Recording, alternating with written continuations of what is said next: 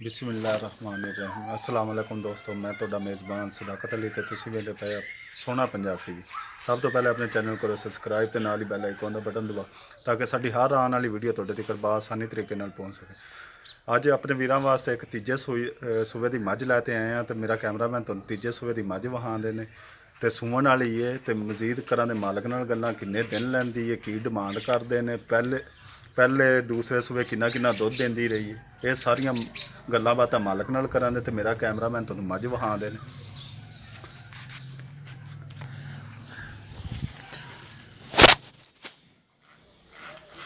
ਕਾਲੀਆਂ ਸਾਹ ਅੱਖਾਂ ਨੇ ਤੇ ਮੱਥੇ ਤੇ ਥੋੜਾ ਜਿਹਾ ਸਫੇਦ ਹੈ ਤੇ ਖੁੱਲੇ ਸਿੰਘ ਨੇ, ਚੂਰ ਕੁੰਡੇ ਨੇ।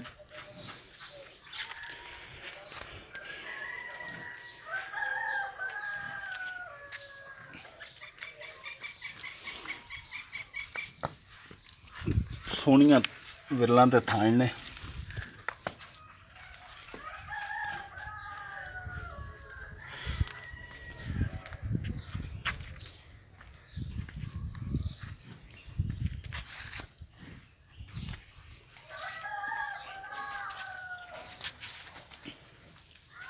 ਭਾਈ ਜਾਨ ਇਹਨੂੰ ਥੋੜਾ ਛੱਡੋ, ਹਾਂ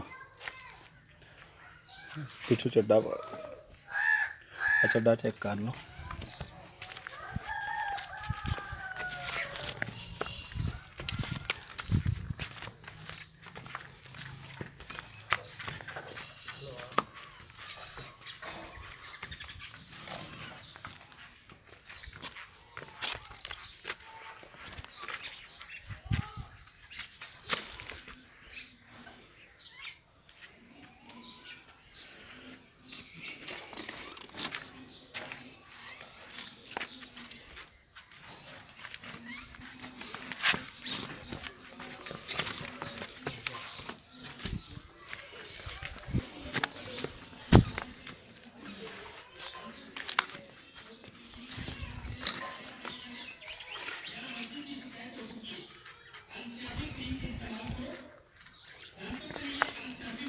ਲਓ ਜਨਾਬ, ਆਪਾਂ ਮਾਲਕ ਕੋਲ ਪੁੱਛਦੇ ਦੱਸਦੇ ਕਿੰਨੇ ਕੁ ਦਿਨ ਲੈਂਦੀ ਹੈ, ਕੀ ਡਿਮਾਂਡ ਕਰਦੇ ਨੇ, ਪਹਿਲੇ ਸੂਬੇ ਕਿੰਨਾ ਦੁੱਧ ਦਿੰਦੀ ਰਹੀ, ਦੂਸਰੇ ਕਿੰਨਾ ਦਿੱਤਾ, ਹੁਣ ਸੂਬੇ ਦੀ ਤਾਂ ਕਿੰਨਾ ਕੁ ਦੇ ਦੀ।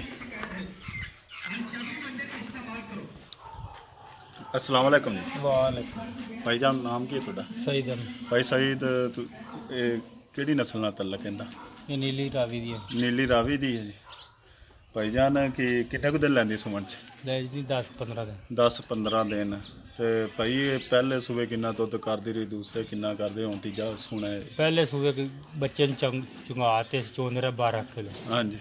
ਐਤਕੀ ਮੈਂ ਦਿੰਦੀ ਰਹੀ 16 ਕਿਲੋ। ਤੇ ਐਤਕੀ ਫਿਰ ਵਧੇਈ ਦੀ ਘਟਦੀ ਤਾਂ? ਇਨਸ਼ਾਅੱਲਾ ਤੀਸਰਾ ਸੂਬਾ ਸੂਏਗੀ ਹੁਣ, ਐਤਕੀ ਤੋਂ ਜ਼ਿਆਦਾ ਕਰੇਗੀ। ਤੇ ਭਾਈ ਜਾਨ ਕਿ ਪਹਿਲੇ ਸੂਬੇ ਇਹਦੇ ਮਗਰ ਕੀ ਸੀ, ਕੱਟਾ ਸੀ, ਕੱਟੀ ਸੀ? ਉਹ ਕੱਟੀ ਦੀ, ਉਹ ਖੜੀ ਪਰਾ। ਅੱਛਾ ਜੀ। ਦੂਸਰੇ ਸੂਬੇ ਦੀ ਵੀ ਕੱਟੀ ਹੈ। ਦੂਸਰੇ ਸੂਬੇ ਦੀ ਵੀ ਕੱਟੀ ਹੈ, ਠੀਕ ਹੋ ਗਿਆ।